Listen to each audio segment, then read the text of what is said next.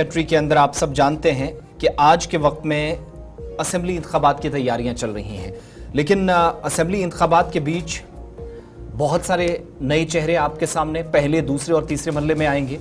और बड़ी बात यह है कि नए चेहरों के बीच कुछ पुराने और तारीख में पहली बार ये असेंबली इंतखाबात के अंदर देखने को मिलेगा ज़हूर कि जब 3 फॉर्मर चीफ मिनिस्टर्स इन इंतखाबात का हिस्सा नहीं हो। बिल्कुल 3 साबिक वज़राए आला जम्मू कश्मीर के जो असेंबली इंतखाबात में इसमें हिस्सा नहीं लेने जा रहे हैं। और ऐसा एक तो पहली बार हो रहा है, दूसरा ये कि जब लोग इस हवाले से एक तरह का जश्न लोगों में देखा जा रहा है असेंबली इंतखाबात को लेकर, क्योंकि 10 साल बाद इंतखाबात हो रहे हैं और उसके बावजूद भी अगर जो साबिक वज़राए आला है इसमें इंटरेस्ट नहीं दिखा रहे हैं या दिलचस्पी नहीं ले रहे हैं, तो इस पर कहीं ना कहीं सवालात भी खड़े हो रहे हैं। और 3 साबिक वज़राए आला जिनमें महबूबा मुफ्ती पहले ही क्लियर कर चुकी है कि वो असेंबली इंतखाबात में हिस्सा नहीं लेगी, गुलाम नबी आज़ाद जो DPAP के बानी रह चुके हैं, उन्होंने भी सेहत का हवाला देते हुए कहा कि फ़िलहाल उनकी सेहत ठीक नहीं है, जिस वजह से उन्होंने इंतखाबी सरगर्मियों से दूरी बनाए रखी है।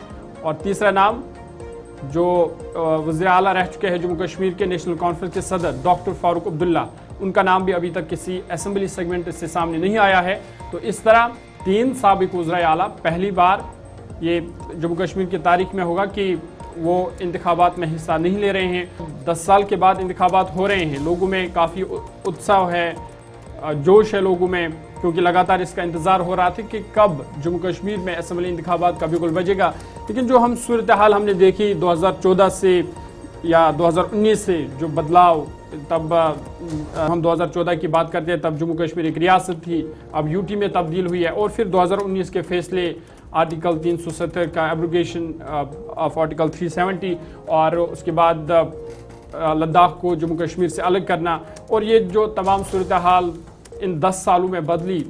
और शायद यही वजह हो सकती है कि फ़िलहाल जो 3 साबिक वज़राए आला है उन्होंने इस असेंबली इंतखाबात से दूरी बनाए रखी हुई है। तमाम उनकी पार्टियां जो है वो इंतखाबात का हिस्सा है, इंतखाबात लड़ रही है। और जिस तरह से पहले उमर अब्दुल्ला ने भी कहा था कि वो UT में असेंबली इंतखाबात नहीं लड़ेंगे, लेकिन बाद में उन्होंने U-टर्न लिया और गांदरबल से वो चुनाव लड़ रहे हैं। लेकिन अभी ये जो 3 साबिक वज़राए आला है जिनकी हम बात कर रहे हैं, इनकी तरफ से अभी कोई अंदेशा या कोई इम्कान नहीं है कि वो इंतखाबात लड़ेंगे। चलिए इस पर मजीद बात करेंगे। हमारे साथ एग्जीक्यूटिव एडिटर इशफाक गौहर इस वक्त ज्वाइन किए हुए हैं। इशफाक, जम्मू कश्मीर के अंदर सियासी माहौल हलचल काफ़ी ज़्यादा, लेकिन 3 फॉर्मर चीफ मिनिस्टर्स का इन इंतखाबात से 10 बरसों की तवील मुद्दत के बाद, और ये वो 3 शख्सियात हैं जो अब खुद तो दूरी बना रहे हैं, लेकिन सबसे ज़्यादा जिन लोगों ने मुतालबा किया, मरकज़ पर दबाव बनाने की कोशिश की, इलेक्शन हुकाम को, BJP को हदफ तनकीद बनाते रहे, लेकिन वक्त आने पर इंतखाबात से दूर रहे।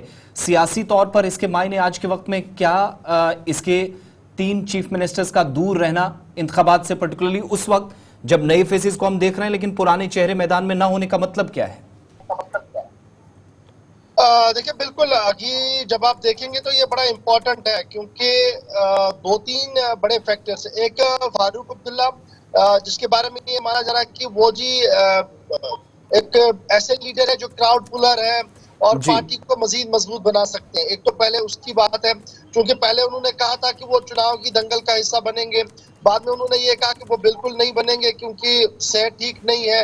तो इस बीच खबर यही है कि शायद उनकी सेहत ठीक नहीं है, इस वजह से वो पार्टी का जो प्रचार है वो थमे चलाएंगे, और इस तरीके से वो इस दौर से बाहर हुए कि वो चुनावी दंगल का हिस्सा बनेंगे। फिर ड्रामाई एंट्री हुई उमर अब्दुल्ला की, और उमर ने क्या कहा था कि पहले इस असेंबली का क्या जी मान्य है, इसमें कैसे काम होगा, चीफ मिनिस्टर के पावर्स क्या। फाइनली वो टेकन हुए और उन्होंने मैदान में उतरने का फैसला किया, और नेशनल कॉन्फ्रेंस ने बाज़ाब्ता तौर पर उन्हें मैंडेट भी दे दिया। लेकिन उमर अब्दुल्ला के बाद जब महबूबा मुफ्ती की बात करते हैं और फिर गुलाम नबी आज़ाद की बात करते हैं, तो ये बड़ा इंपॉर्टेंट फैक्टर है। Ghulam Nabi Azad from the day 1 इस बात पे थे कि हमने जी अपना काम किया, और काम की बुनियाद पर उस रिपोर्ट कार्ड पर मैं चुनावी दंगल का हिस्सा बनूंगा, मैं वोट मांगूंगा। और हमने देखा कि लास्ट टाइम जो छोटे से इलेक्शंस हुए थे काउंसिल्स के, उसमें उन्होंने बाज़ाब्ता तौर पर हिस्सा लिया, उनके कैंडिडेट्स आए, पार्लियामेंट के अंदर उनका कैंडिडेट आया था साउथ से। लेकिन अब की बार ड्रामाई अंदाज में उन्होंने ये कहा कि वो इसका हिस्सा तो है, लेकिन वो कैंपेन नहीं करेंगे, वो मैदान में नहीं उतरेंगे, और अगर कोई कैंडिडेट विड्रॉ भी करना चाहता है वो विड्रॉ करे। तो ये जी। एक बड़ा पॉलिटिकल स्टेटमेंट था उनका, जिसकी वजह से ये माना जा रहा है कि ये आने वाले दिनों में जो स्ट्रेटजी एंड पॉलिसी मेकर जो है उनका मानना है कि ये एक बड़ा स्टेटमेंट था। दो तीन चीजें इशारा दे रहे थे, उसकी वजह से जो उनका काडर यहाँ पर था या जम्मू प्रोविंस के अंदर था वो कहीं ना कहीं बिखरता हुआ नजर आ रहा है और वो कहीं ना कहीं नाराज भी नजर आ रहा है। तीसरा बड़ा फैक्टर जो हमें दिख रहा है महबूबा मुफ्ती का, वो बड़ा इंपॉर्टेंट है, क्योंकि Mehbooba Mufti from the day one ये कह रही थी कि वो इस असेंबली का हिस्सा नहीं बनेंगी तब तक जब स्टेटहुड वापस नहीं मिलता है।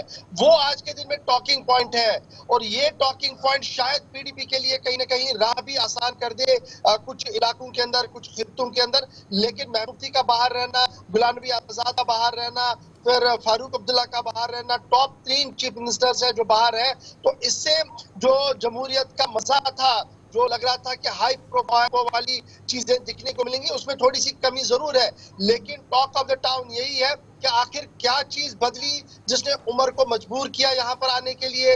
क्या रियासत के हालात बने कि गुलाम नबी आजाद बाहर आए, और क्या वाकई तौर पर फारूक अब्दुल्ला साहब की सेहत इतनी ज्यादा दुरुस्त नहीं थी कि वो चुनाव के अंदर आ सकते हैं। तो ये सारी चीजें आज शहर के अंदर टॉकिंग पॉइंट बन रही है। अब ये कौन कहां पर इसको क्रेडिट कर सकता है, ये आने वाला वक्त बता सकता है। एक चीज और भी इशफाक का, बहुत सारे लोग ये मानते हैं कि जिस तरीके से बीजेपी का एक वर्जन लोकसभा रिजल्ट्स के बाद रहा कि 2 फॉर्मर चीफ मिनिस्टर्स हारे और ट्रेडिशनल वोट बैंक को भी हमने बहुत हद तक मुनकसिम किया, तकसीम किया, और दूसरा ये कि सियासी खानदानों को एक तरह से खत्म करने का जो बार बार नारा दिया जाता है, अगरचे बड़े फेसेस नहीं हैं लेकिन फिर भी एक तवील फहरिस्त आती है हमारे सामने। सेंट्रल कश्मीर से ही शुरू करें, सलमान अली सागर, हिलाल अकबर लोन, हमारे सामने सजाद शफी का नाम है, उड़ी से कॉन्टेस्ट कर रहे हैं, इल्तिजा मुफ्ती है, इसके अलावा मेहर अली का नाम हमारे सामने आता है।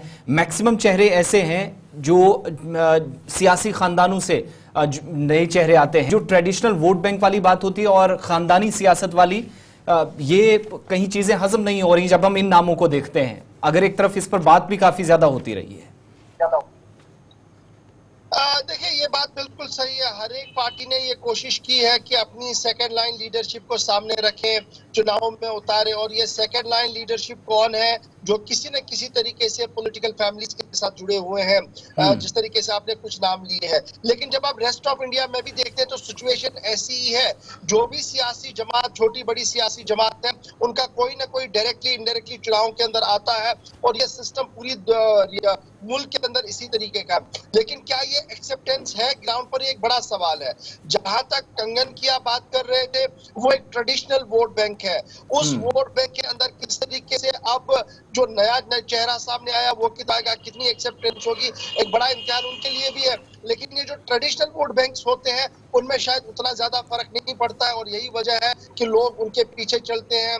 वो मजहबी पेशवा इशफाक, ये हम साबिक वज़ीर आला की बात कर रहे थे कि 3 साबिक वज़ीर आला है जो इस असेंबली इंतखाबात में हिस्सा नहीं ले रहे हैं। तो जिस तरह से आप बता रहे थे, कहीं ना कहीं ये जमहूरियत के लिए अच्छा नहीं है, लेकिन उनकी पार्टी के लिए ये कितना बड़ा नुकसान हो सकता है? उनको ये जो पार्टी उनकी लड़ रही है, खुद वो पीछे हैं, तो पार्टी के लिए, पीडीपी या डीपीएपी या नेशनल कॉन्फ्रेंस के लिए कितना नुकसान हो सकता है? देखिए डीपीएपी, जहां तक गुलाम नबी आजाद की आप बात करेंगे, उनके लिए बहुत सेटबैक है, क्योंकि अगर वो ये कहते कि मेरी सेहत ठीक नहीं है, पार्टी चुनाव लड़ रही है, हम उनके साथ हैं, तो ये हजम हो जाता। उनका ये कहना कि अगर कोई विड्रॉ करना चाहता है वो विड्रॉ भी कर दे, बिल्कुल। तो इससे काडर इंतहाई मुंतशिर हो रहा है। और जो लोग नॉर्थ के अंदर चुनाव लड़ना चाहते थे वो भी इस बात पर सोच रहे हैं कि हमें डीपीएपी की टिकट पर आना चाहिए, नहीं आना चाहिए। और जो लोग बाहर गए हैं वो अपनी तरीके से इसकी तावीलें और दलीलें दे रहे हैं। तो इस तरीके से डीपीएपी को ये बयान जो है वो इंतहाई महंगा पड़ सकता है इस पूरे चुनाव के अंदर। साइमल्टेनियसली जहां गुलाम नबी आजाद के बाद हम फारूक अब्दुल्ला की बात करें, जहां वो हमारे साथ भी जम्मू में उन्होंने बात की थी, इसके अलावा भी उन्होंने कई बार ये कहा था कि वो चुनावी दंगल का हिस्सा बनेंगे। क्या वाकई तौर पर जब उमर ना कर रहा था तो फारूक मैदान में था, और फारूक ने यहाँ तक भी बयान दिया था कि मैं आऊंगा, पहले स्टेट असेंबली को हमवार करूंगा, रियासत का दर्जा बहाल करूंगा, फिर इख्तिदार की बागडोर जो है वो उमर अब्दुल्ला को संभालूंगा, और फिर अचानक से ये कहना कि वो चुनाव नहीं लड़ेंगे। तो इससे भी पार्टी काडर के अंदर जो है वो तरह तरह की बातें, न सिर्फ पार्टी काडर के अंदर बल्कि जो उनके हिस्ब इख्तिलाफ है, चाहे वो पीपल्स डेमोक्रेटिक पार्टी है और दीगर जमातें हैं, वो इसको अपने अपने तरीके से अब तकरीरों में भुनेंगी कि आखिर क्या हुआ 24 घंटों के अंदर, कि इतना बड़ा डिसीजन हुआ। इससे कहीं ना कहीं पार्टी को कुछ सेक्टर्स के अंदर, कुछ फैक्टर्स के अंदर नुकसान भी हो सकता है। बहुत